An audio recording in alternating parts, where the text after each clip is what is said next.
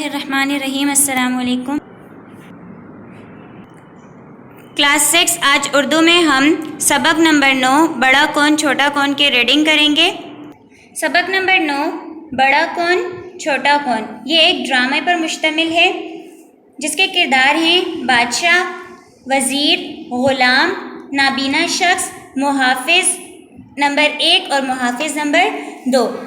ہمارے پاس سب سے پہلے ہے بادشاہ۔ تالی بجاتا ہے اور وزیر حاضر ہو جاتا ہے۔ وزیر: خادم حاضر ہے، ذل سبحانی کیا حکم ہے اس ناچیز کے لیے؟ بادشاہ: وزیر باتدبیر، آج ہمارا شکار پہ جانے کو جی چاہ رہا ہے اور ہم یہ چاہتے ہیں کہ شکار پہ جاتے ہوئے فوج ظفر موج کو ہمراہ لے کر نہ جائیں، بس فقط آپ کو اور شاہی غلام نصر کو ہمراہی کا عزم دیا جاتا ہے، اور ہاں، میرے ذاتی محافظوں میں سے چلو اور ملو بھی ہمارے ساتھ ہوں۔ وزیر جھک کر: جو حکم عالی جا۔ بادشاہ: اور ہاں وزیر باتدبیر، ہمیں بالفور روانہ ہونا ہے، لہٰذا خادم نصر کو حکم دیا جائے کہ وہ شکار کے لیے ضروری سامان لے کر فوراً حاضر ہو جائے، فلفور یعنی جلدی۔ وزیر غلام کے پاس جاتا ہے اور اسے اشاروں میں یہ حکم سنا دیتا ہے۔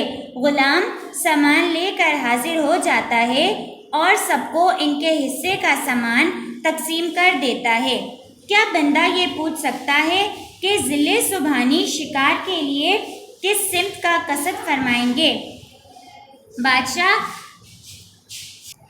بادشاہ: ہمارا ارادہ صفرا کی جانب نکلنے کا ہے، وہاں توقع ہے کہ کوئی اچھا بڑا شکار ضرور ہمارے ہاتھ لگ جائے گا۔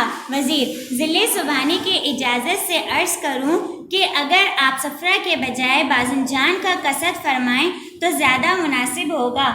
سنا ہے یہاں قمری، تیتر اور گیوڑا وغیرہ بکثرت ہوتے ہیں، اور خاص طور پر اس علاقے کے تیتر کے کیا کہنے، کیا خوب لذت ہے، سبحان اللہ۔ بادشاہ: وزیر باتدبیر، تمہارا کہنا بجا، اور ایسا شکار کرنا بھی منع نہیں، لیکن ہم چاہتے ہیں کہ کئی جانیں لے کر ایک پیٹ نہ بھریں، بلکہ ایک جان لے کر کئی پیٹ بھریں۔ وزیر: حضور کا اقبال بلند ہو، کیا خوبصورت ارشاد فرمایا ہے۔ غلام: اگر جان کی امان پاؤں تو عرض کروں کہ باذنجان کا جنگل اس لحاظ سے موزوں ہے کہ وہاں کے درختوں کی لکڑی بڑی نرم ہے اور اسے آسانی سے کاٹ کر شکار بھوننے کے لیے استعمال کیا جا سکتا ہے۔ بادشاہ: اے غلام، جنگل کسی سلطنت کا حسن اور اس کی آمدن کا بہت بڑا ذریعہ ہوتے ہیں، یہ جنگل کسی سلطنت کے رہنے والوں کی صحت اور زندگی کے ضامن ہوتے ہیں، اور اگر بادشاہ سلامت ہی ان کو کٹوا کر اپنی چاہت کی تسکین کے لیے استعمال کر لیں تو گویا وہ سلطنت کے وسائل اور رعایا کی زندگی سے ناانصافی برت رہے ہیں۔ غلام: عالی جا، آپ تو بہت عظیم ہیں، دنیا بھر میں آپ کے سامنے کوئی کھڑا نہیں ہو سکتا، اس طرح کی چھوٹی چھوٹی باتوں پر دھیان نہ دیا کریں۔ بادشاہ: اے غلام، ہم تمہاری خوشامد سے خوش نہیں ہوئے، ہم جانتے ہیں کہ سلاطین کے گرد جمع خوشامدی لوگ ہی ان کی سلطنت کے زوال کا باعث بنتے ہیں، زوال یعنی نقصان کا۔ یاد رکھو، رعایا کے حقوق کی نگہداشت ہی تاج سلطنت کی عظمت کا باعث ہوتی ہے۔ اب شکار کے لیے روانہ ہوا جائے، اور ہاں، سب لوگ اکٹھے رہیں، مبادا ایک دوسرے سے جدا ہو کر رستہ بھٹک جائیں۔ سب بادشاہ کے پیچھے پیچھے چل پڑتے ہیں۔ جنگل میں پہنچ کر سب ایک دوسرے سے جدا ہو جاتے ہیں۔ جنگل میں ایک جھوپڑی کے پاس ایک نابینا شخص اللہ شکر کا ورد کرتا بیٹھا ہے۔ غلام ساتھیوں کی تلاش میں وہاں جا نکلتا ہے اور اس سے دریافت کرتا ہے: غلام، ابے اندھے، جلدی بول، یہاں سے کوئی شخص گزرا ہے؟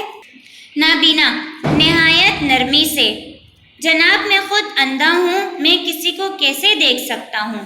میں تو کسی کے قدموں کی آہٹ نہیں سنی۔ میں نے غلام برا منہ بناتے ہوئے، بڈھے لگتا ہے تم اندھے ہی نہیں بہرے بھی ہو۔ یہ کہہ کر غلام آگے چلا جاتا ہے اور وزیر اتفاقاً اسی مقام پر آ پہنچتا ہے۔ وزیر: بابا جی کیا یہاں سے کوئی شخص گزرا ہے؟ نابینا عاجزی سے: جی ہاں، تھوڑی دیر پہلے ایک غلام گزرا تھا۔ وزیر اس خیال سے کہ بابا گپ لگا رہا ہے آگے بڑھ گیا۔ پھر بادشاہ اسی مقام پر آ جاتا ہے۔ بادشاہ انتہائی نرم لہجے میں: السلام علیکم شاہ صاحب، برائے مہربانی یہ بتائیں کہ کیا کچھ دیر پہلے یہاں سے کچھ لوگ گزرے ہیں؟ نابینا: جی ہاں بادشاہ سلامت، ابھی تھوڑی دیر پہلے یہاں سے ایک غلام اور ایک وزیر گزرے ہیں۔ جگ جگ جیو، پہنو تاج عزت کا، سکھ پاؤ جب ملو رب سے۔ بادشاہ نے دوبارہ بابا کے کندھے پر ہاتھ رکھ کر پوچھا: بادشاہ شاہ جی آپ کو تو کچھ نظر نہیں آتا، یہ کیسے معلوم ہوا کہ پہلے غلام پھر وزیر گزرا اور یہ کہ میں بادشاہ ہوں؟ نابینا مسکراتے ہوئے: سچی بات یہ ہے کہ انسان اپنے اخلاق سے پہچانا جاتا ہے۔ پہلے راگیر نے مجھے ابے اندھے کہہ کر مخاطب کیا۔ میرے ذہن نے کہا یہ ضرور کوئی مغرور اور جاہل غلام ہے۔ دوسرے نے ذرا کچھ نرمی سے کہا: بابا جی میرے ذہن نے کہا یہ وزیر ہوگا۔ بعد میں آپ تشریف لائے، آپ نے اخلاق سے مجھے سلام کیا اور مجھے یوں ہی شاہ صاحب کہہ کر مخاطب کیا۔ میرے دل نے گواہی دی کہ آپ بادشاہ سلامت ہیں، بڑے ظرف والے، دوسروں سے پیار کرنے والے، میٹھے بول بولنے والے، ہمیشہ بڑے لوگ ہوتے ہیں۔ بادشاہ خوشی کے ساتھ: بابا جی آپ نے چھوٹی سی بات کہہ کر ہم لوگوں کو بہت بڑا سبق دے دیا ہے۔ دراصل بد اخلاقی غلام قوموں کا شیوا ہوتا ہے اور دنیا پر حکمرانی اچھے اخلاق کے ساتھ ہی کی جا سکتی ہے۔ ہمارے رسول صلی اللہ علیہ وسلم پوری دنیا کے بادشاہ ہیں۔ آپ نے فرمایا تھا کہ میں اچھے اخلاق کو بلندیوں تک پہنچانے کے لیے آیا ہوں۔ بابا جی یہ میری طرف سے اشرفیوں کا حقیر سا نذرانہ قبول کیجیے۔ نابینا شکریہ کے ساتھ اشرفیوں کی تھیلی واپس کر دیتا ہے۔ تو پھر آپ کو ہمارے ساتھ ہمارے محل چلنا ہوگا۔ برائے مہربانی ہماری درخواست قبول کیجیے اور ہمارے ساتھ ہمارے محل میں چلیے۔ بادشاہ اور نابینا محل میں آ جاتے ہیں۔ اتنے میں وزیر اور غلام وغیرہ بھی واپس آ جاتے ہیں۔ بادشاہ: اے غلام اور اے وزیر باتدبیر، آپ لوگ کہاں کھو گئے تھے؟ غلام اور وزیر: بیک زبان ہو کر ذل سبحانی غلطی ہو گئی، کچھ معلوم نہ ہوا ہم کہاں کھو گئے۔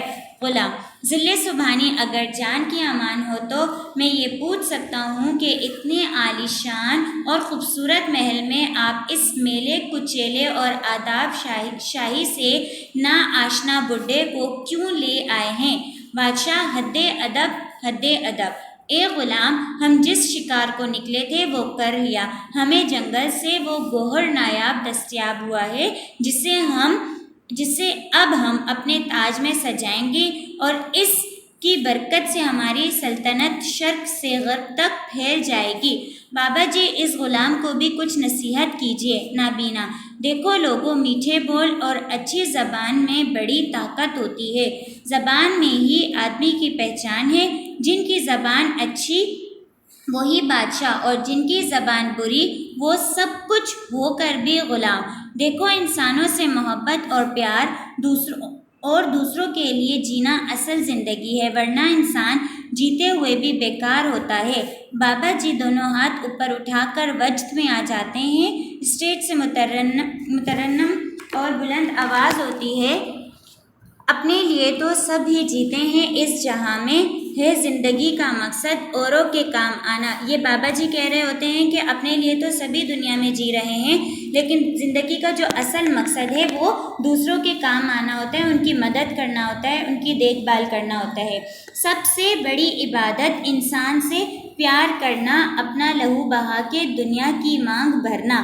سب سے بڑی عبادت یعنی جو انسان ضرورت مند ہوتے ہیں ان سے جو ہے پیار کرنا ہوتا ہے، اپنا لہو بہا کر یعنی اپنا خون بہا کر دنیا کی مانگ بھرنا۔ اپنی خوشی سمجھ کے غیروں کے دکھ اٹھانا ہے زندگی کا مقصد، اوروں کے کام آنا۔ اپنی خوشی یعنی اگر ہم کسی ضرورت مند کی مدد کرتے ہیں، غیروں کے دکھ اٹھاتے ہیں، ان کے دکھ سن کر ان کو سہارا دیتے ہیں تو وہ ہمارے لیے خوشی کا باعث بنتی ہے۔ یہاں پر اپنی خوشی ان کو کہا گیا ہے کہ غیروں کے دکھ اٹھا کر جو خوشی ملتی ہے اسے اپنی خوشی کہا گیا ہے۔ اور آخری لائن میں ہے زندگی کا مقصد اوروں کے کام آنا۔ سبق کی ریڈنگ یہاں پر کمپلیٹ ہوتی ہے۔